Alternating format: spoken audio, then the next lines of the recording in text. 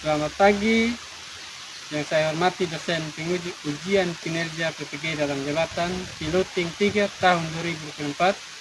Perkenalkan, nama saya Yesta Paulus Anukai, mahasiswa PPG dalam jabatan Piloting 3 tahun 2024 LPTK Universitas Mataram, NIM E4C1241035.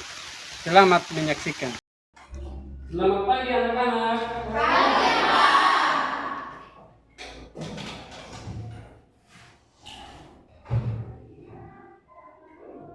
Apa kabar kalian hari ini?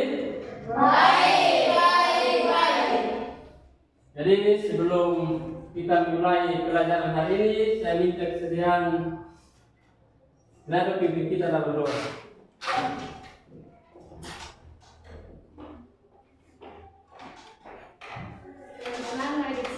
Berdoa mulai.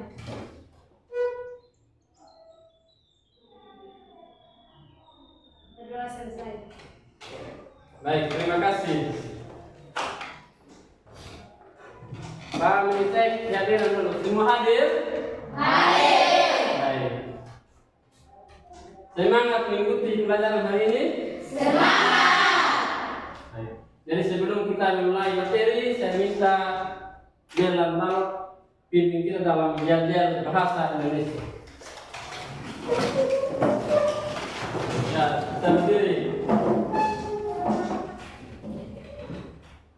Bahasa Indonesia, ini bahasaku, jati diriku, bahasa pemersatu, jaya. Baik, silakan duduk.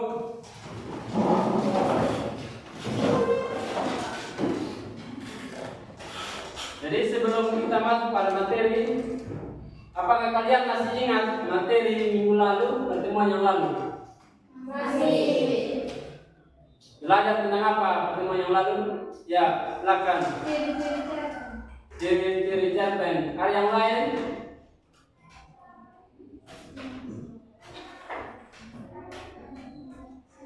Ya. Pengertian cerpen. Masih ada? Masih ada tidak?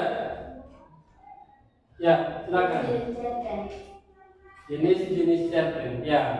Jadi pertemuan yang lalu kita sudah belajar tentang pengertian cerpen, jenis-jenis cerpen, ciri-ciri cerpen.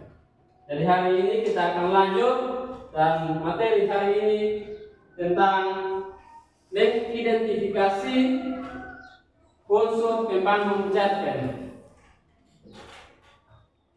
Ya, sebelum kita masuk pada materi,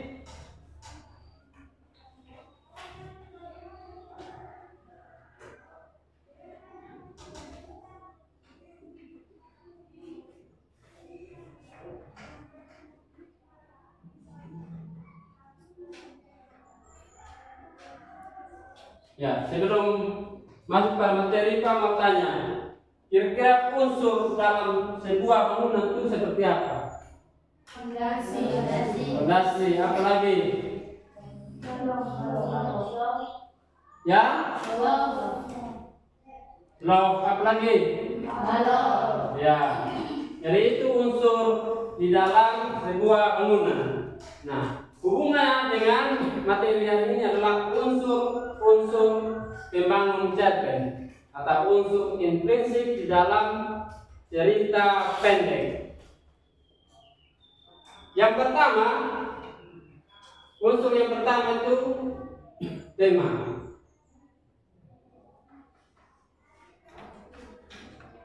Ada yang tahu tema? Ada yang tahu? Ya, silakan.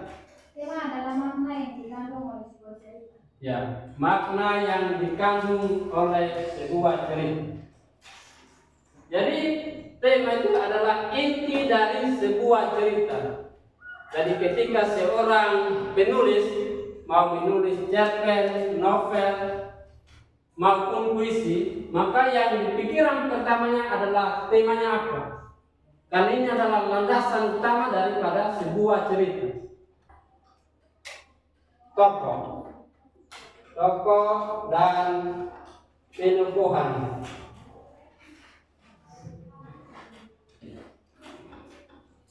Apa itu tokoh? Tokoh.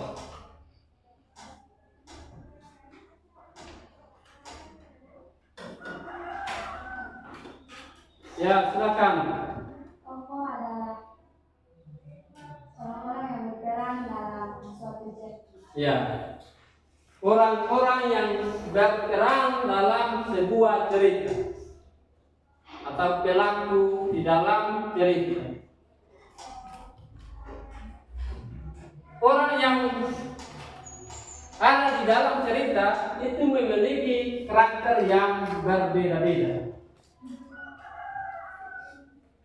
Ada yang memiliki karakter baik, ada yang karakter buruk, sehingga jenis tokoh itu dibagi menjadi 3. Yang pertama itu apa? Tokoh apa? Antagonis. Yang kedua, protagonis. Yang ketiga, ya, antagonis. Antagonis ini tokoh yang apa? Tokoh yang apa? Ya, kalau tokoh antagonis dalam sinetron, dalam film itu dia memiliki karakter seperti apa? Apa? Kasar. Apa lagi? Ya. Jadi antagonis itu tokoh yang dia sebagai penantang cerita. Dia berlawanan dengan tokoh protagonis. Tokoh protagonis ini adalah tokoh pendukung cerita atau pelaku utama. Kalau dalam film itu kalian biasa katakan pemeran utama, memiliki karakter yang baik, jujur, dan seterusnya. Itu tokoh protagonis.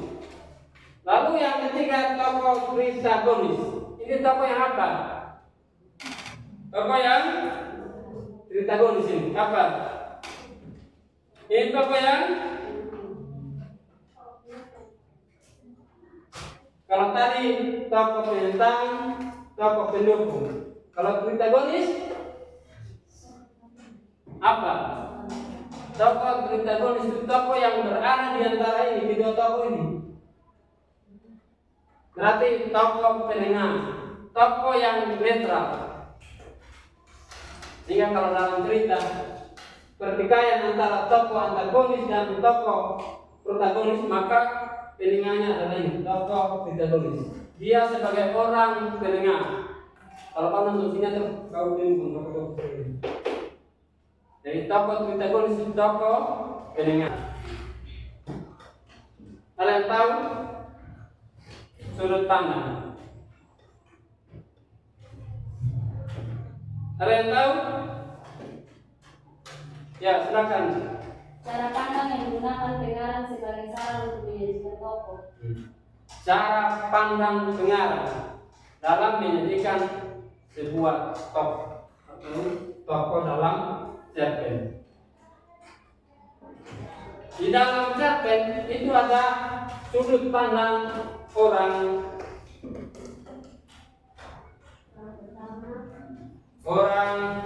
pertama dan orang ketiga. Ada yang pertama sebagai pelaku utama dan seterusnya. Sebelum masuk pada ini, kalau kata ganti itu ada berapa? Kata ganti orang. Kata ganti. Ini berkaitan dengan ini sudut pandang. Ada berapa kata ganti? Ada berapa? Ada yang mesti hadir? Kata ganti. Coba ini. Kau bilang aku, berarti di sebelah aku, kamu di sebelah aku, kamu, dia. Berarti orang pertama, orang kedua, orang Ketiga. maka sudut pandang orang pertama adalah aku, saya. Unsur yang keempat apa? Latar. Apa itu latar?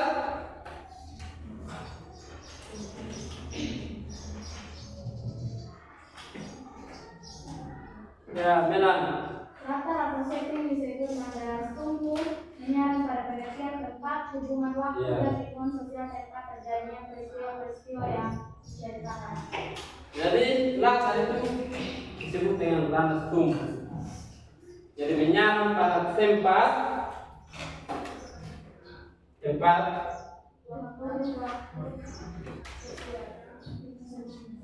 waktu, ya, atau suasana.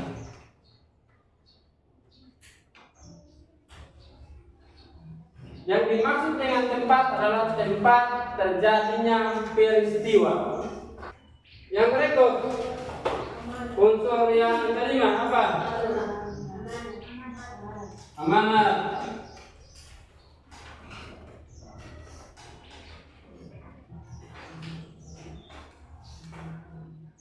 Apa itu amanat? Ya, Neno. Amanat adalah pesan yang ingin disampaikan dalam sebuah cerita. Pesan yang disampaikan di dalam sebuah cerita. Apa itu alur?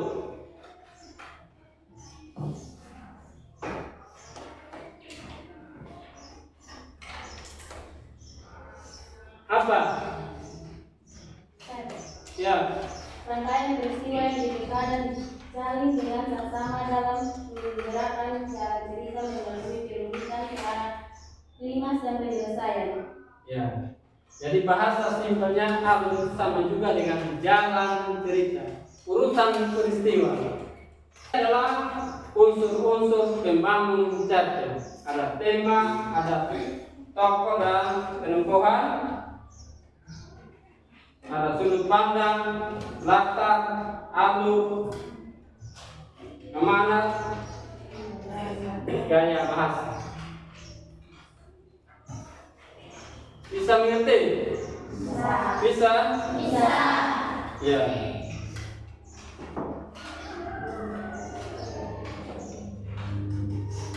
Kalau sudah mengerti, maka Pak akan membagikan kelompok.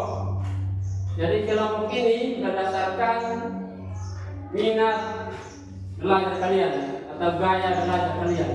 Jadi dari hasil asesmen diagnostik itu ada dua gaya belajar dari kelas. Ada yang menggunakan teks, ada yang menggunakan visual. Jadi kelompok ini menggunakan teks, ini visual, dan yang di sebelah juga teks. Jadi nanti sebentar Pak bagikan lembar kerja siswa itu berdasarkan minat belajar ya. Jadi nanti yang sebelah sini dia menonton video, sebelah sini pakai teks, sama juga dengan kelompok sini. Jadi sekarang bisa bentuk kelompok.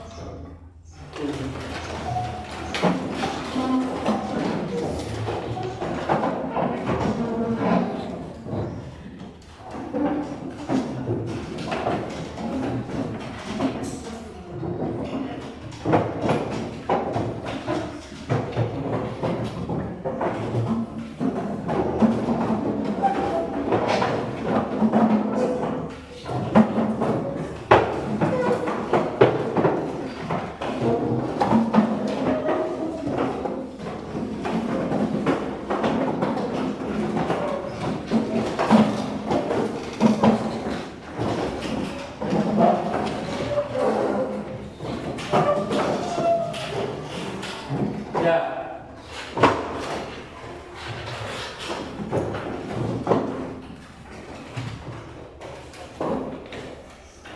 Jadi yang kalian kerjakan itu adalah mengidentifikasi unsur-unsur pembangun cerita, yaitu tema, tokoh, sudut pandang, latar, alur, amanat, gaya bahasa. Jadi kalian baca teks cerpennya, lalu kalian mulai mengidentifikasi tema dari cerpen tersebut apa, disertai dengan bukti. Bukti itu ada di dalam cerpen itu.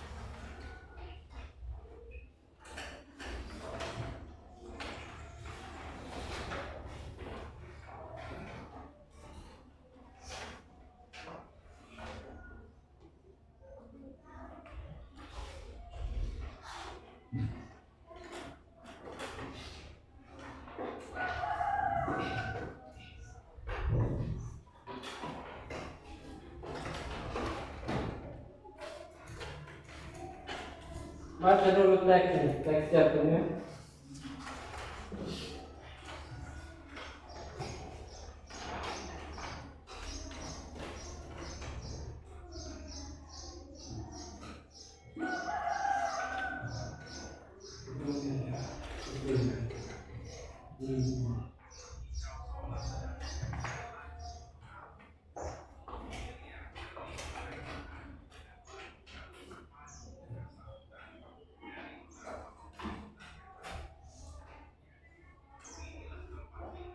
Yang satu orang yang ketua sekretaris jadi catat ya.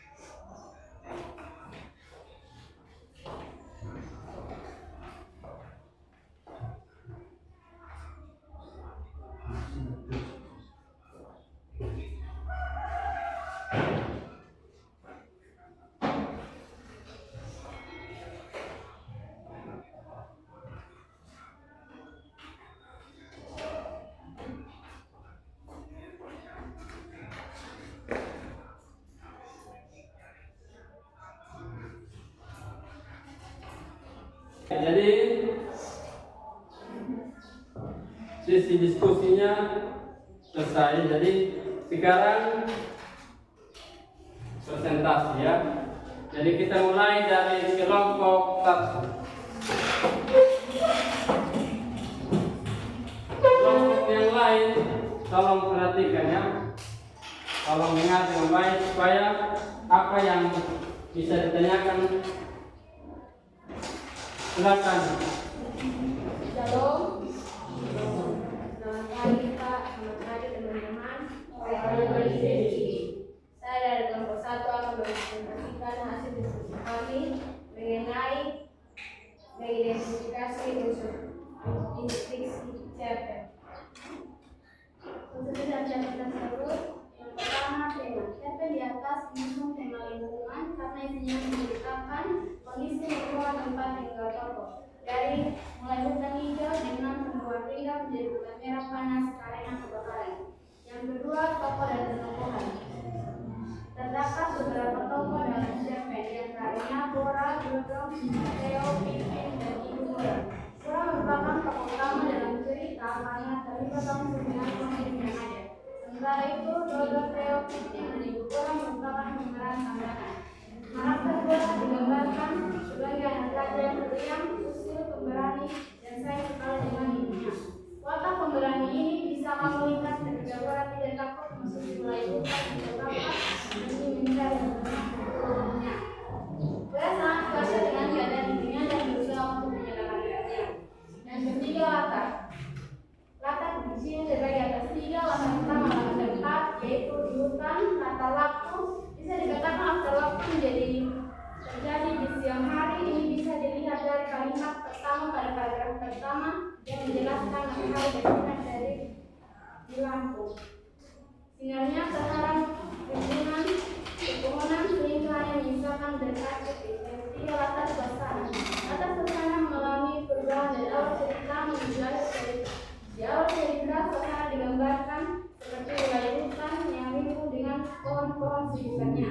Namun pada konflik terjadi, suasana berubah menjadi sangat mencekam. Api berkobaran di mana-mana menunjukkan pepohonan dan membahayakan hewan jalannya. Yang keempat, alur. Cerita di atas memiliki alur maju karena cerita disampaikan secara kronologis sesuai dengan waktu kejadian dari awal hingga akhir. Yang kelima, sudut pandang. Sudut pandang penulis pada cerita mengambil sudut pandang orang ketiga. Bisa dilihat karena pengarang tidak terlibat dalam cerita, melainkan menggunakan tokoh lain seperti Bora, Dodo, Pipi, dan Ibu Bora. Penulis juga menggunakan kata ganti orang seperti ia dan mereka. Yang keenam, amanat. Amanatnya hutan merupakan tempat tinggal bagi hewan-hewan. Jika manusia merusaknya, dapat berakibat bagi tempat tinggal hewan dan merusak ekosistem alam yang sangat bermanfaat bagi kelangsungan makhluk hidup. Yang ketujuh, gaya bahasa. Terakhir, cerpen di atas menggunakan beberapa nada satu gaya bahasa dalam menggambarkan cerita. Contohnya, personifikasi yaitu burung-burung berkicau seolah sedang menyanyikan lagu untuk alam. Bangora, keheningan hutan itu kemudian beca saatnya tiba-tiba saja datang sambil memetik nyaring. Hutan terbakar, hiperbola. Suasana hutan yang tadinya damai terserang seketika menjadi neraka bagi semua hewan. Mungkin ada pertanyaan atau sanggaran dari teman-teman?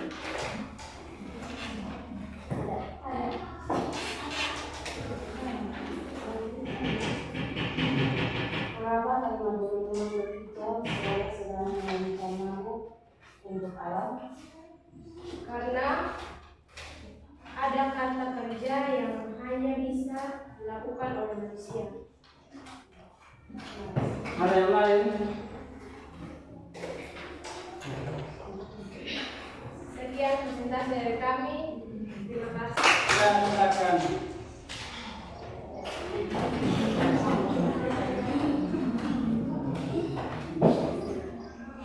Baik, terima kasih ya untuk kelompok 1, 2, dan 3 sudah mengkonsultasikan hasil diskusinya. Jadi dari hasil diskusi ini, hasil belajar hari ini kita akan mengakhirinya dengan penilaian. Jadi Pak akan memberikan soal, kalian akan kerja. Jadi tentang pembelajaran hari ini ya.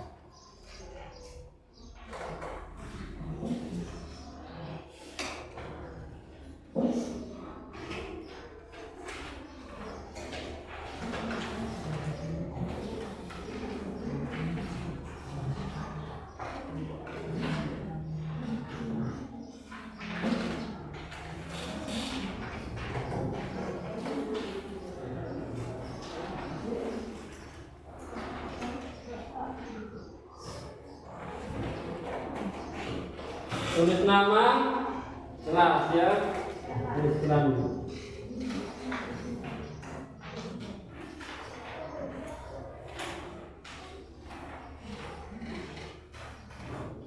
Kelas, ya.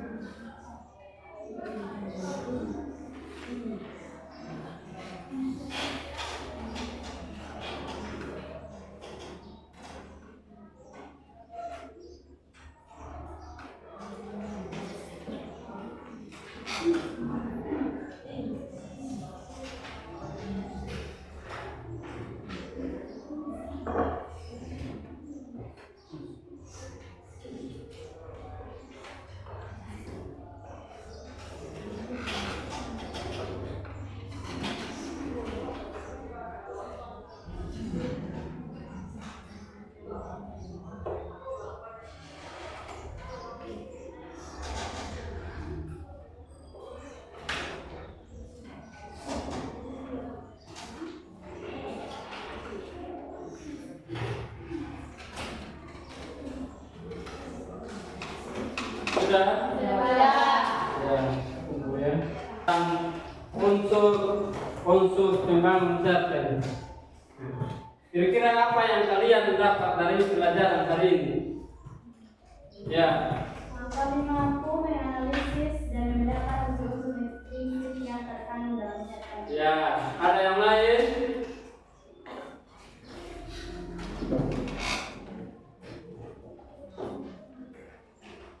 Unsur-unsur ya. Jadi unsur-unsurnya itu ada tema, tokoh, sudut pandang. Ya. Dan kalian sudah paham ya. Ada yang lain?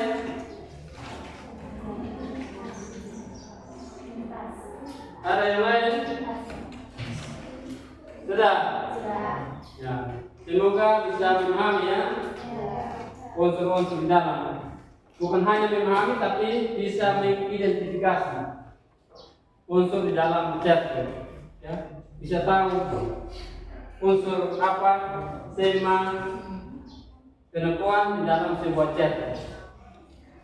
Itu paling penting ya. Baik. Dari pelajaran hari ini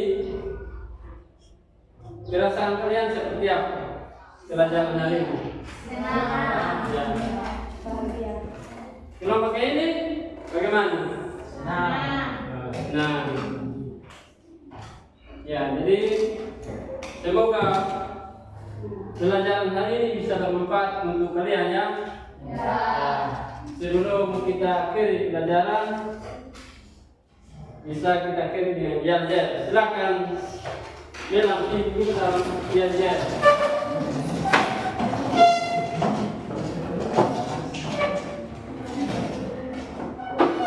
Bahasa Indonesia. Ini bahasaku, jati diriku, bahasa pemersatu jaya. Ya, ulang satu kali lagi. Bahasa Indonesia.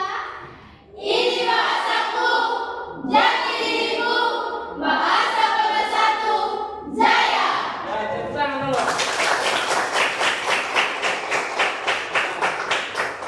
Jadi bisa kembali ke tempat masing-masing.